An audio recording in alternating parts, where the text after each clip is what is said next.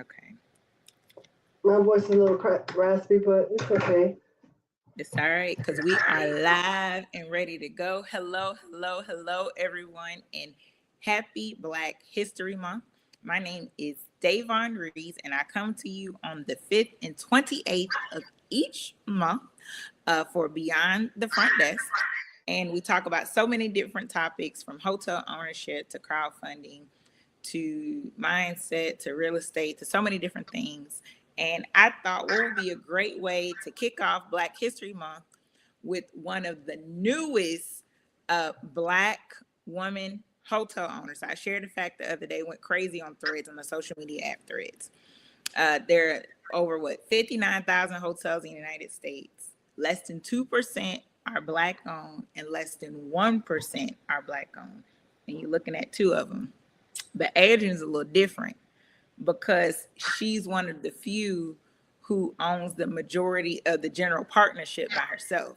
So she came in with the just guns a-blazing with her hotel in Louisiana. But she didn't start off as a hotelier. So I'm not going to steal your thunder. Adrienne, please introduce yourself. Thank you so much for joining us and let everybody know who you are. Good evening. My name is Adrienne Conish. I am a native of Louisiana. I am now, thank you, Jesus, a hotel owner in Belle Chase, right outside of New Orleans. I am also a multi brand food franchisee. I have been a real estate investor for many years. I've amassed a beautiful portfolio of over 40 properties. I am also a consultant for DoD and an independent insurance agent. I am glad to be here. I thank you. I had a career where I worked as an acquisition program manager for DoD and the Pentagon in subcontracting for research and development. I've also worked in procurement for petrochemical facilities, and I am a combat veteran. Wow, that's so amazing. So that you're a combat veteran. So which part of the military? I was in the Army and I went to Saudi Arabia, Desert Storm, at the ripe age of 18. What I Oh, will say though, the ripe age of 18. And but it was the best time that I had in the military. I was very fortunate. The brigadier general that I worked for and the sergeant major that I worked for took me under their wing, and I had a really great time living in the Saudi Arabian community and schmoozed with generals and sergeant majors and learned a lot. wow, that's so amazing. Now, you, as I mentioned before, and you mentioned before, you didn't start off in hotel ownership. So tell us, and I know you get this question a lot, but I'm sure everyone wants to know your pathway because before you got into hotels, very successful businesswoman and successful real estate investor. So can you just talk about how you're transitioning from working a 9 to 5 to getting into full-time entrepreneurship? So for me, this is my second successful flight of entrepreneurship. Uh, I once had a full service printing business and a multilingual tax preparation business that did really well. And I had that prior to deciding to join DoD in my very beautiful career that I had that I exited in 2017. I decided to start consulting for the Pentagon and DoD. What I was doing for my position, I was considered a subject matter expert. So I had a really niche subcontracting, non traditional contracting skill set that I decided to monetize in consulting. And so that was when I exited in 2017. Life brought me back home unexpectedly. And I happened upon Subway from the recommendation of a friend of mine, was able to buy into the franchise and get a location that has done exceptionally well, even though I purchased it 45 days prior to the pandemic. And here we are, January 8th. I just celebrated 6 years as a Subway franchisee. And I am simultaneously now launching into another brand, a walk up restaurant inside of a top performing super Walmart. And how I ended in the hotel space was those of you who are coastal Louisiana natives will certainly appreciate this. Some years ago, we had to evacuate for a hurricane. And I said, Lord, if I have to evacuate again, I want to go to my own hotel. And he said, done. And a year later, there we were. It was a whirlwind, as Davon could attest to. I kissed a lot of frogs, doing the analysis, trying to determine, which one was solid offer, which one to pursue. Landed on the We Stay Suites. It was recommended to me, and the numbers were great. The occupancy was high. It was in my backyard, and it made perfect sense to stay in the economy and extended stay space because they are cash cows. Because the thrills are minimal, but they generate consistent long-term revenue. And that's how I got here. So I'm because I want to hear your experience, and I'm sure a lot of other people want to hear your experience. Did you have any difficulties getting to the hotel ownership table by being Black or being a woman? So I would say I had some hiccups and some challenges. For me, what I did not know, having been a real estate investor for 17 and a half years, I have amassed through sheriff sales and tax liens over the years. When I decided that I wanted to purchase a hotel, I wanted to seek bank approval first, kind of like when you're buying a house, right? I wanted to make sure that I would be qualified to purchase and what my buying power was. Right. When I went to the bank, they asked me, do you own any real estate? And I was like, yeah, I own a little bit. And they sent me this SREO, schedule of real estate owned.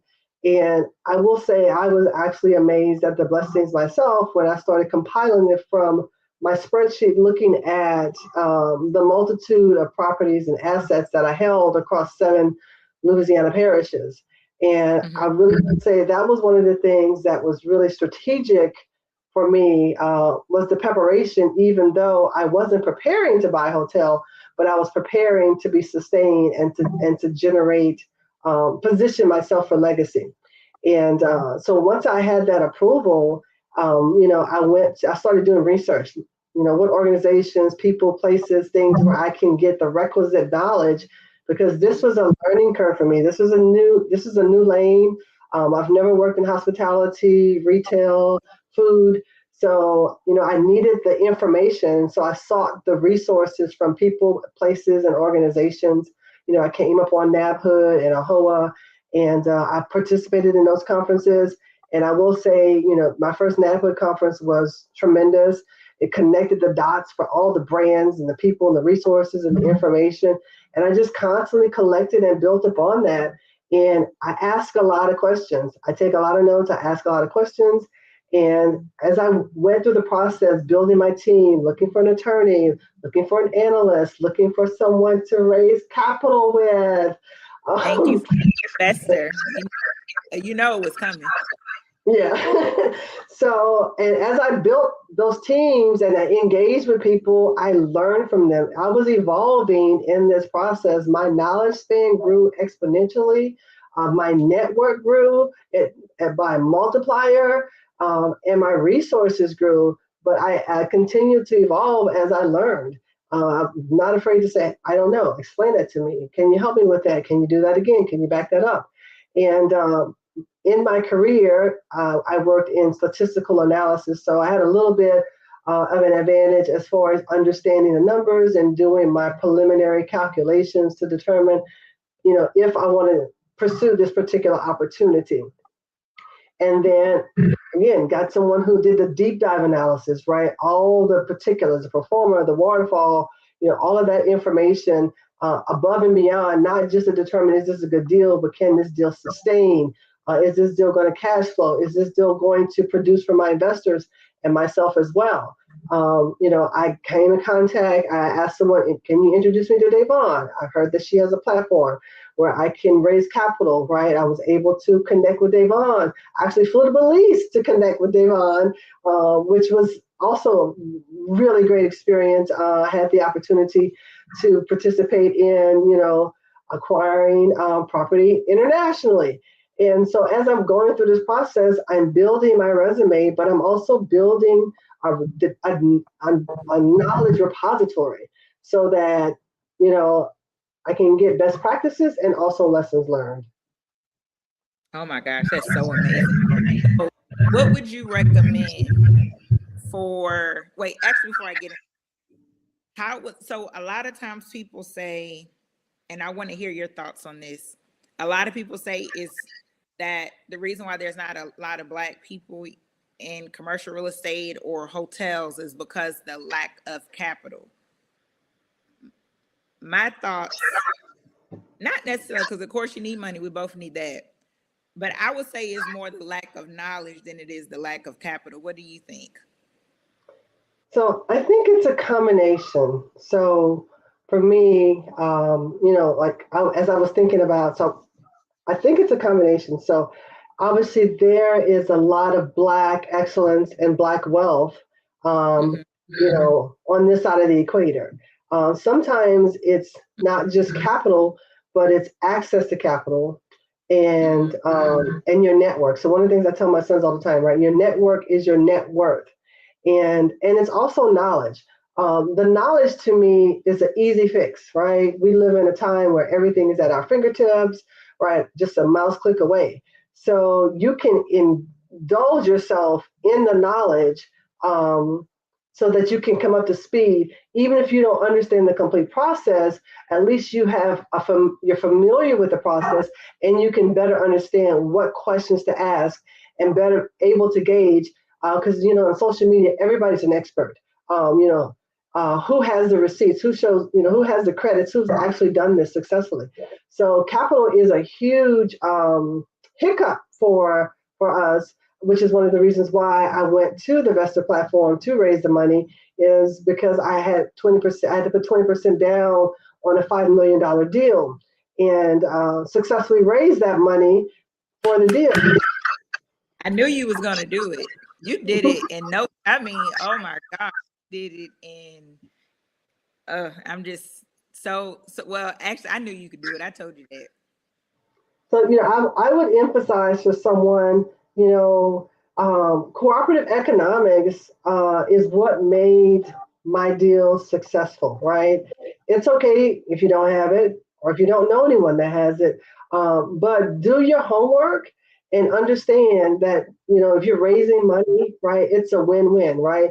You have to be able, people buy into the person, the brand, not necessarily the property. Obviously, the property, right, has to cash flow and make money because people are in it to make money and the profit. But you yourself, you have to brand yourself and position yourself. Because when I think of, black ownership, it really, for me, it's about controlling the asset, right? Uh, Controlling the operations and not just being visible, because you want the deal to produce fruit beyond one season, right? It's bigger than me. Hmm. Oh my gosh. And along that journey too, because the majority of your investors are black, you also created different pathways and different access and changed folks' balance sheets.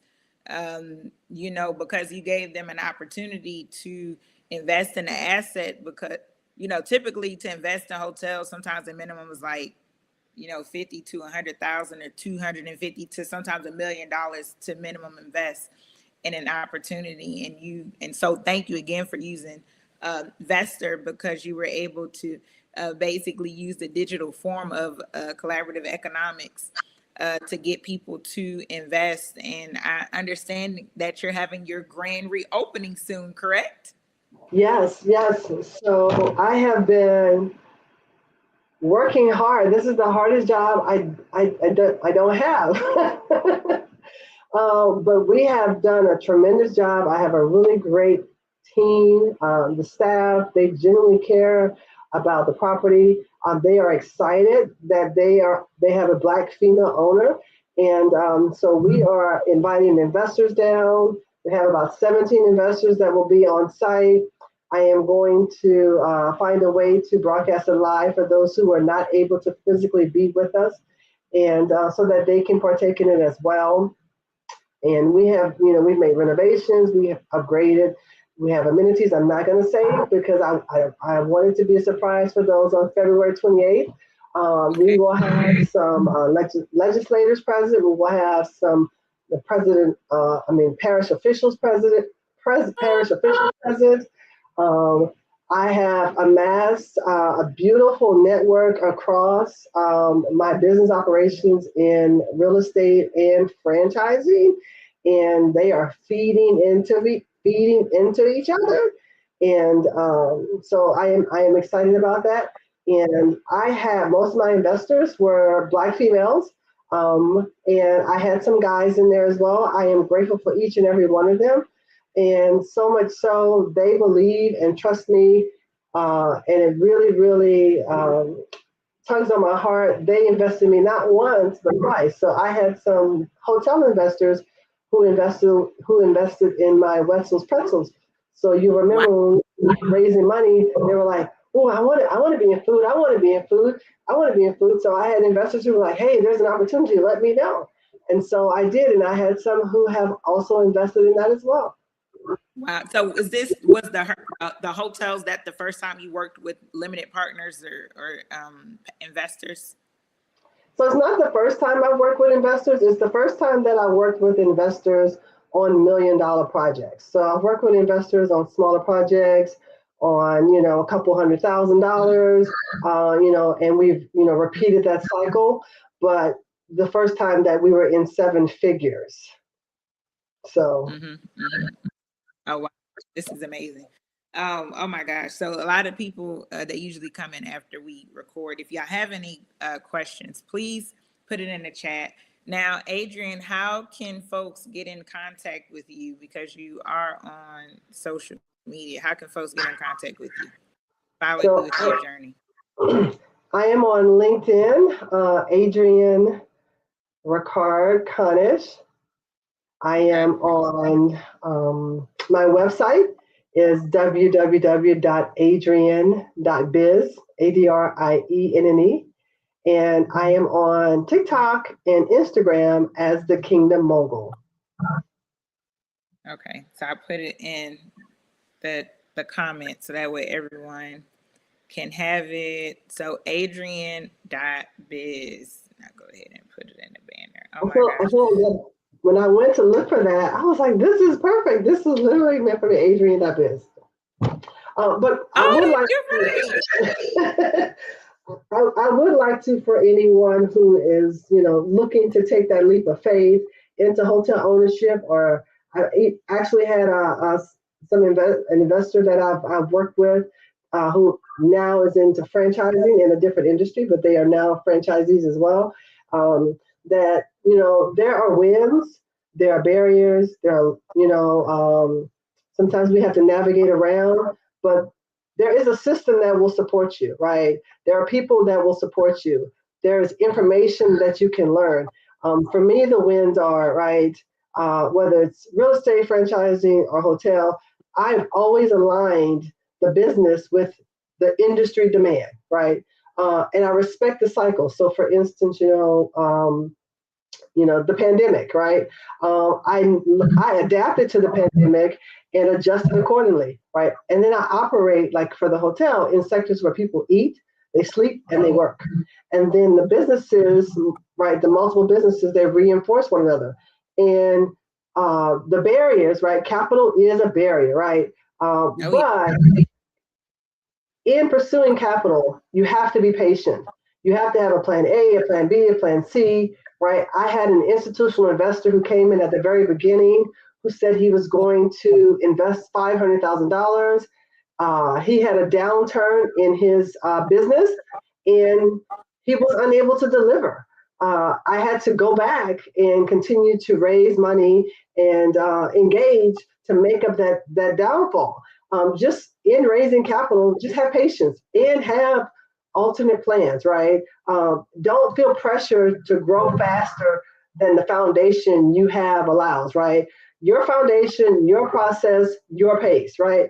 Once you've managed it, right? Like people are asking me, the hotel has, came with over 8 acres of land, so there's plenty of land to build. And I said, my focus is on the We Stay Suites, right? I want to improve the amenities. right? I want to increase guest satisfaction. I want to offer additional things to the guests, and I want renovations, and I want to enhance the curb appeal. That's my focus, right? That land's going to be there, and when the timing is right, whatever the decision is, right, then we'll act upon it. And most importantly for me is to have a system that rewards and sustains the endurance, not just about optics, not does it look good, right? Can this Right. system produce, and can this system produce fruit beyond one season, right? Oh, And in making those decisions, my focus is on structure, conservative leverage, right? Because you don't want to over leverage. You want to be conservative in your analysis and your leverage, right? Cash flow first, decisions. Is this going to cash flow? Having operating control and managing the downturns. That would be my recommendation. That's what I would say to focus on when you're taking that leap of faith to buy a hotel or whatever that business is, right? Just remember that you're sustaining that business comes from aligning your ownership, right? Your capital, your resources, your systems that produce demand season oh, after season. oh, wow, we've been getting some feedback. And Oh the my chat- God. oh yeah, of course. It says we got SK Stonemark said hello. I'm Sujanya from Cummings, Georgia. They said that they just sent you a LinkedIn request, and then Aisha, hey, forward to attending the grand reopening, seeing the hotel upgrades, and experiencing Bell Chase hospitality. So that is amazing. Thank you so much for tuning in all the way from Philly. And so before we leave, what would three things you would recommend for people that want to get started in in real estate and in hotels? You can mix it up. Like Okay, what would so you what would you suggest? so I think that they can kind of go hand in hand because a hotel is in essence, a real estate asset with Right. operations. Mm-hmm. So I would say start where you are, right?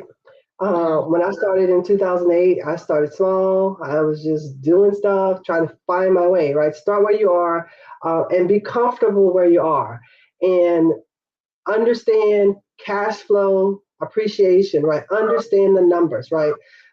Get the requisite knowledge that you need, whether it's from a person, an organization, online. But you want to make sure you understand cash flow, the numbers, and you want to understand the stability and how to leverage the asset.